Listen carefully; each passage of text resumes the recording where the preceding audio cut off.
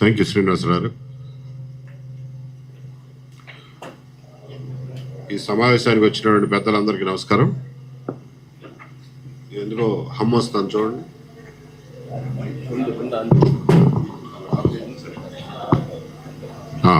Sir, ఈ round table సమావేశానికి చొరవ తీసుకున్నందుకు ఆంధ్రప్రదేశ్ రాష్ట్ర సిపిఎం నాయకత్వాన్ని అభినందిస్తూ ముఖ్యంగా 2-3 విషయాలే చెప్తాను. పెద్దలందరూ చెప్పినవి రిపీట్ చేయను. ఏ ప్రజాస్వామ్య దేశానికైనా, ఒక మెచ్యూర్ ప్రజాస్వామ్య దేశంలో వీలున్నంత ఎక్కువ మందికి ఓటు హక్కు కల్పించాలనే కోరిక వ్యవస్థలకు ఉండాలి తప్ప ఎవడు ఓటు ఎట్లా కట్ చేద్దామనే పనిలో ఉండకూడదు. అది ముందు అసలు ఒక ప్రజాస్వామ్య స్ఫూర్తిగా విరుద్ధం. ఎందుకంటే ఇవాళ ఒక పాలకులు ఉంటారు, రేపు పొద్దున మారుతారు, గవర్నమెంట్లు వస్తూ ఉంటాయి, పోతూ ఉంటాయి.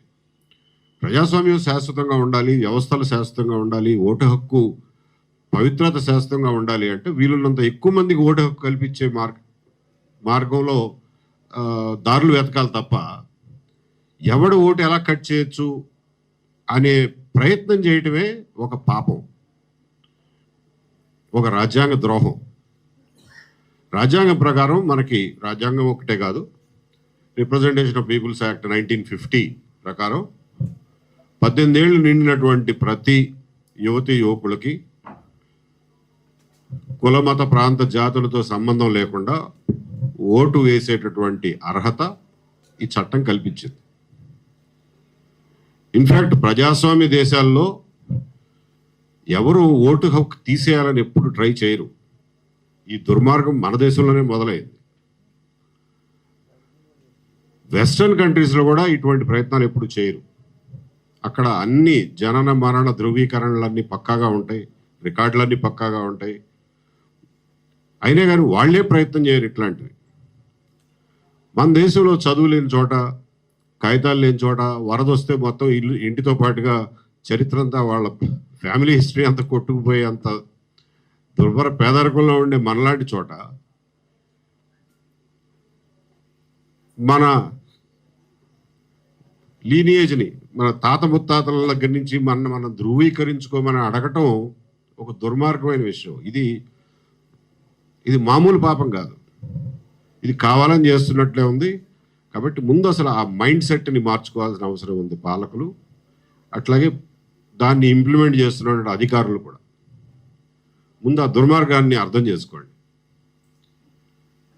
మనకి 1935 గవర్నమెంట్ ఆఫ్ ఇండియా చట్టం రూపంలో రాజ్యాంగంలో 75% మొత్తం అప్పజెప్పిపోయినటువంటి బ్రిటిషర్లు ఇవాళ ఇంగ్లాండ్లో సిటిజన్స్ కాకపోయినా కానీ, బ్రిటిష్ సిటిజన్షిప్ లేకపోయినా కానీ, బ్రిటన్లో నివాసం ఉంటూ ఏదో ఒక రకంగా ఒక ఉద్యోగం చేస్తూ నివాసం ఉండే వాళ్ళకి, ఈవెన్ విదేశీయులు కూడా వాళ్ళు ఓటు హక్కు కల్పిస్తారు. వాళ్ళు పార్లమెంట్ ఎన్నికల్లో ఓటు వేయిస్తారు. ఇది వింటే ఆశ్చర్యపోతారు మీరు. ఎందుకు వేయిస్తున్నారా అంటే కామన్వెల్త్ కంట్రీస్ నుంచి ఎవరు వచ్చి బ్రిటన్లో ఉన్నా ఇవాళకి కూడా వాళ్ళకు బ్రిటిష్ పౌరసత్వం లేకపోయినా కానీ వాళ్ళకు ఓటు హక్కు కల్పిస్తున్నారు. అంటే అంత బ్రాడ్ బేస్డ్గా వీళ్ళందరూ ట్యాక్సులు కడుతున్నారు. ట్యాక్సులు కట్టేవాడు ఎంపీని ఎన్నుకుంటే తప్పే ఉంది అన్న ప్రజాస్వామ్య భావన. సో అంత విశాలమైనటువంటి ప్రజాస్వామ్య హృదయం ఉండాలే తప్ప నీచమైన ఎలక్షన్లో గెలుపు కోసం ఏ గడ్డైనా కరుస్తామనేటటువంటి నీచమైన భావనలు దేశానికి మంచిది కాదు. ఒక పార్టీకి వాళ్ళు ఉపయోగపడవచ్చు కానీ దేశానికి మంచిది కాదు. వాళ్ళని చూసి మనం అట్లాంటి తప్పుడు పనులు నేర్చుకోవద్దు. రేపు పొద్దున గవర్నమెంట్ మారినాకైనా వాళ్ళు చేశారుగా మేము చేస్తే తప్పే ఉంది అనే ఇదొక దరిద్రం కల్చరు మనకు అలవాటైంది పార్టీల్లో. సో దీంట్లో ఉన్నటువంటి అంతర్గతంగా ఉన్నటువంటి తప్పుని అందరూ గుర్తించాలి. అన్ని పొలిటికల్ పార్టీలు, వాళ్ళ అపోజిషన్లో ఉన్న పొలిటికల్ పార్టీలు కూడా గుర్తించాలి.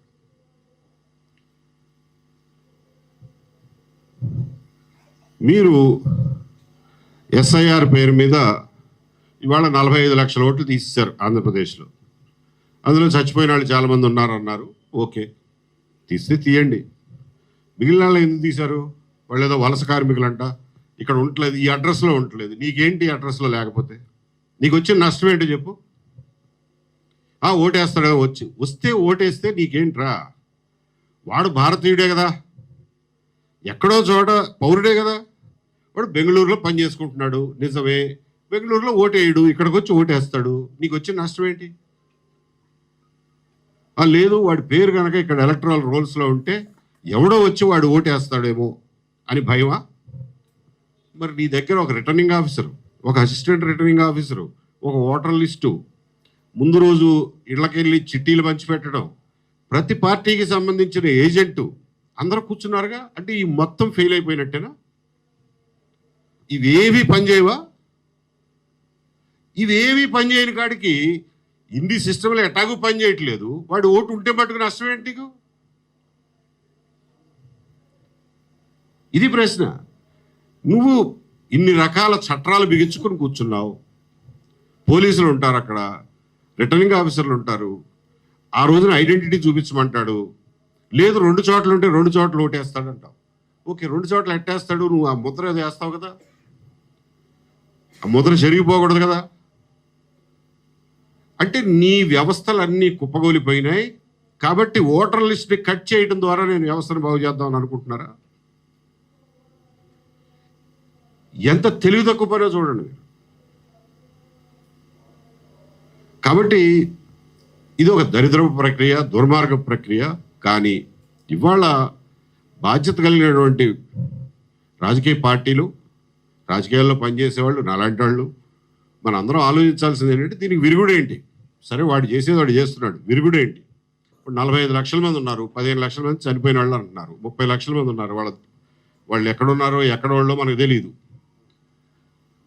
నేను ప్రపోజ్ చేసేది ఏంటంటే తీర్మానం చేయడంతో పాటుగా ఒక ప్రజాందోళనను చేపట్టడం, ప్రజల్లో అవేర్నెస్ తీసుకురావడంతో పాటుగా అన్ని పార్టీలు, అపోజిషన్ పార్టీలు అట్లీస్ట్ అన్ని పార్టీలు అనుకుని కొంత వాళ్ళ రిసోర్సెస్ను పూల్ చేసి ఒక హెల్ప్ లైన్, హెల్ప్ సెంటర్ని ఒకటి ఎస్టాబ్లిష్ చేస్తే రాష్ట్రం మొత్తానికి కలిపి ముందు కనీసం ఒక 10 మంది కుర్రాళ్ళతోటి ఫోన్ నెంబర్లు ఇచ్చి ఈ ఫోన్ నెంబర్కి ఫోన్ చేయండి, మీ ఓటు కనుక లేకపోతే ఉందో లేదో తెలుసుకోవడానికైనా ఫోన్ చేయండి, ఆ కంప్యూటర్లో చూసి మీకు చెప్తాము, మీ ఫలానా బూత్లో ఉందండి అని చెప్పి చెప్తాము అని చెప్పి ఒక హెల్ప్ లైన్, హెల్ప్ సెంటర్ ఏర్పాటు చేస్తే ప్రాక్టికల్గా నిజంగా వీళ్ళు చేసిన దుర్మార్గాన్ని అరికట్టడానికి అవకాశం ఉంటుందేమో అని భావిస్తున్నాను. దానికి కొన్ని వనరులు అవసరం అవుతాయి, డబ్బు అవసరం అవుతుంది, మనుషులు అవసరం అవుతారు. మనుషులు, పార్టీ కార్యకర్తలు, వాలంటీర్లు దొరకకపోతే కుర్రాళ్ళని హైర్ చేసుకోవాలి. ఇవాళ ఇలాంటి ఉద్యోగాలు చేసి పెట్టడానికి కుర్రాళ్ళకి కొరత లేదు, ఉంటారు. కాకపోతే ఎవరో ఒకళ్ళు చొరవ తీసుకోవాలి. సాధారణంగా ఇటువంటి పనుల్లో ఎక్కువ చొరవ తీసినటువంటి సిపిఐ, సిపిఎం పార్టీలు వాళ్ళకు ఒక వ్యవస్థాగతమైనటువంటి రీసెర్చ్ సెంటర్లు, నాలెడ్జ్ సెంటర్లు ఉంటాయి కాబట్టి వాళ్ళని ఈ విషయంలో చొరవ తీసుకోమని చెప్పి కోరుతున్నాను. ఏ రకమైనటువంటి సహాయం మేమందరం చేయాల్సి వచ్చినా మా వంతు కంట్రిబ్యూషన్ మేము చేస్తామని చెప్పి అష్యూర్ చేస్తున్నాను. ఇది ఒక దుర్మార్గమైన ప్రక్రియ దేశమంతా జరుగుతుంది. అదృష్టవశాత్తు మన దగ్గర ఇంకా ఎలక్షన్లకు 2 ఏళ్ళ టైం ఉంది కాబట్టి ఇంకా వేచి చూడకుండా ప్రజల్లో అవేర్నెస్ తీసుకొచ్చి ఒక హెల్ప్ సెంటర్ ద్వారా ఈ తప్పుని సరిదిద్దే ప్రయత్నం మనం అపోజిషన్ పార్టీస్గా చేయాలి అని చెప్పి ప్రతిపాదిస్తూ ఈ చొరవకు మరొకసారి అభినందనలు తెలియజేస్తూ నమస్కారం, సెలవు తీసుకుంటాం.